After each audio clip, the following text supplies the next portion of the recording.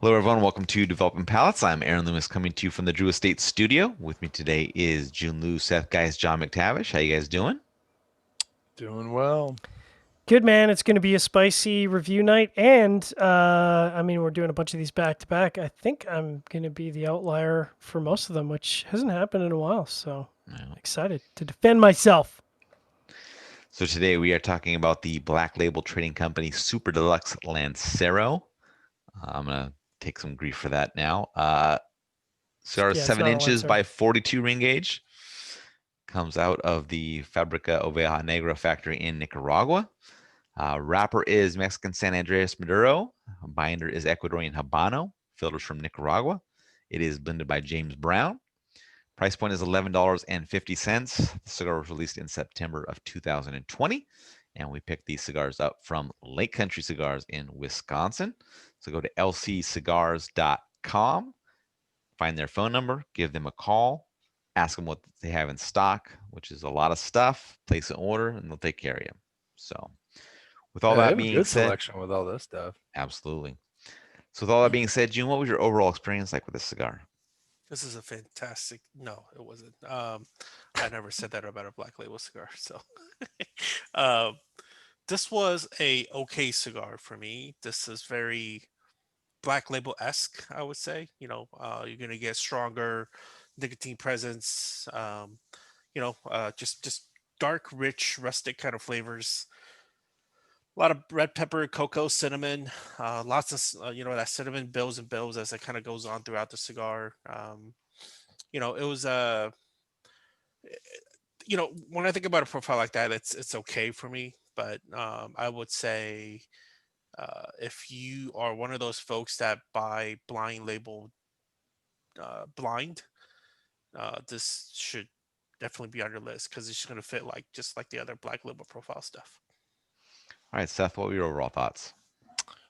Listen, I thought it was an average to good cigar. I thought it was actually softer than some other black label stuff that we smoked. Actually, really enjoyed that. It didn't have a lot of like complexity or transitioning throughout, but the core, flavor profiles of like this mocha, cream, coffee, chocolate wood, I really enjoyed. So yeah, it was nice in that sense of just good flavors, really good construction.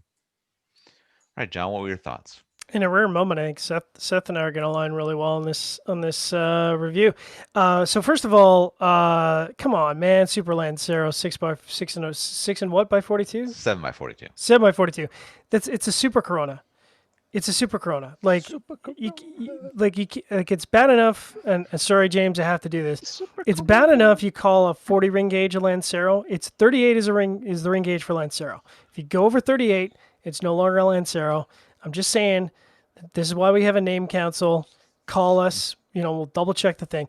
Also, Seth, what the fuck, buddy? What does a guy have to do to get very good in the prelight? James put out all the things What's here. so good You about get this pre-light? you Thank got you, the June. box press. No, You seriously. get It's a you got the shitty box press. press. Pressing I had does a not do wrap. I had anything a for I had a that. rip on my wrapper. It was a that, So first of all, there's a box press. There's it.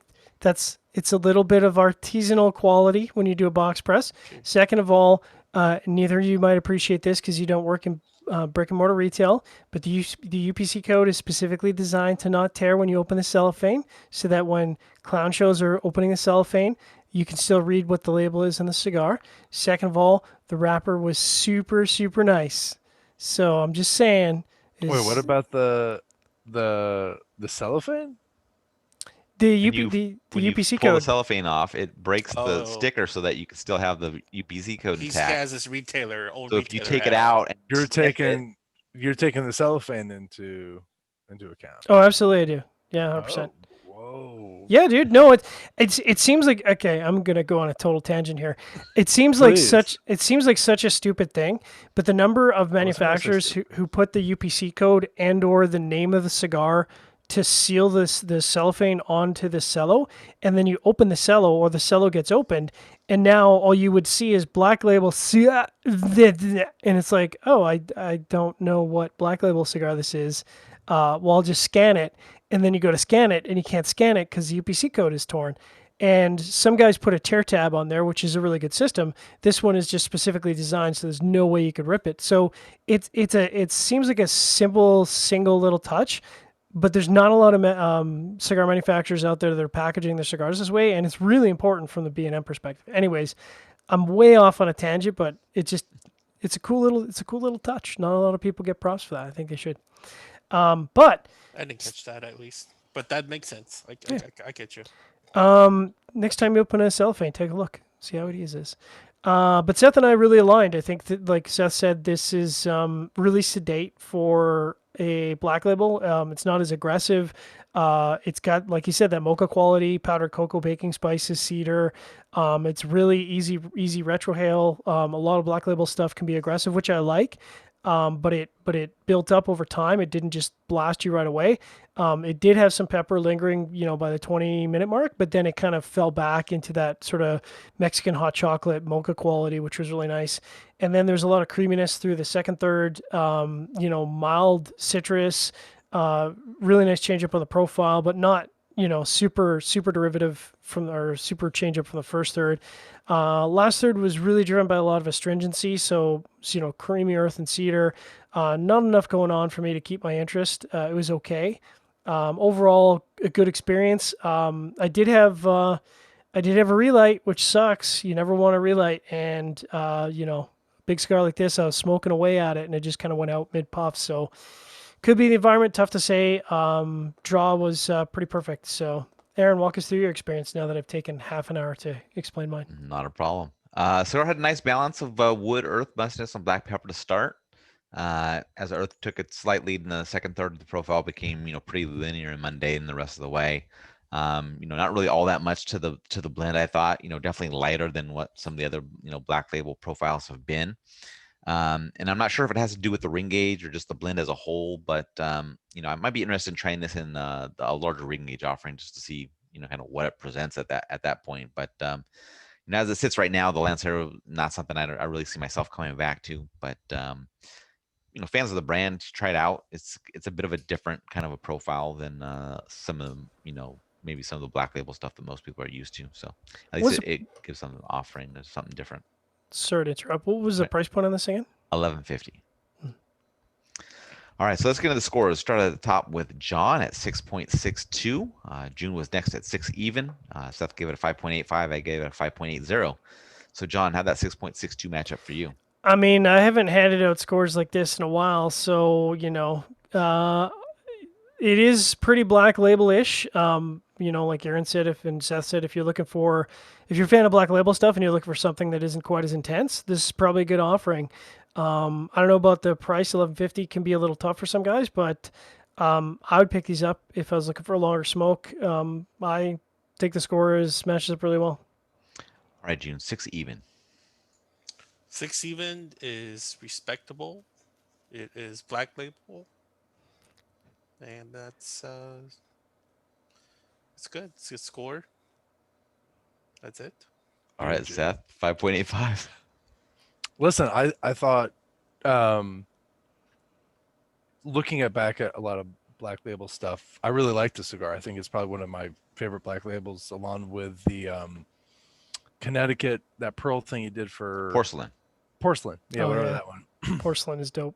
Yeah, another great blend. I think when they blend softer, they show really good flavor profile. I don't think this Super Corona, there you go, John, showed a lot of like complexity and transitioning throughout, but it was a good core flavor profile, which a lot of other people would not even be able to capture with a 42 grain gauge. So it's a good stick, and I think it's actually $11.50 is not a bad price for a craft boutique small batch cigar out of Nicaragua. That box press adds at least 50 cents, man. I'm telling you, it's a lot of work. I mean, so yeah. All right, my 5.80 matches up well. I mean, it was an above average flavor profile. I did have some burn issues. I had 3 relights during this one, so that kind of took it down a little bit. Otherwise, I would be I'd be up there with Jiunn. I'd be close to the Jiunn score. So yeah, I mean, there was nothing wrong with the cigar. It just didn't, after the first third, kind of lost the complexity for me and kind of just became a bit too linear. So just didn't really keep my attention. Final thoughts on this one? I would rather have you give me a score of 5.85 and talk about it than have Jiunn give me a score of 7.0 and share his overall experience afterwards. Because June's just like, yeah, I got a 7. I mean, it was good. It's not my. I mean, I don't know. Hey, There you you go. watch it. Because there's buddy. just love behind You it. watch afterwards. your mouth, Seth. By the way, I look at see this, you. John. Here you go. The cellophane thing. So Avo does it correctly. It Yes. appears, but Camacho doesn't. I mean, how do you Right. fuck So it up so as soon as you open that up, yeah, so you're either going to rip the UPC code so you can't scan it. obviously the Swiss did not make it to Honduras. They stopped when they got to the Dominican Republic. I've been shitting on Dominican Republic a lot, but you know who else does it really well is La Aurora. La Aurora actually perforates the UPC tab. Villiger. Oh wait a minute, they have it on the opposite side. Never mind. Villiger did it right. Yeah, they know. There you go. It's a minor touch, but it does little things like that make a huge difference to the retail life. So yeah. All right, so if you're just catching this video on YouTube, be sure to subscribe to us. We'll also check out the full written review on the website, developingpalates.com. Follow us on the social media channels, and you can catch all of our review recaps on podcasts, so iTunes, Google Play, and Podbean. Thank you for tuning in. We will catch you on the next one. Black Label Trading Company.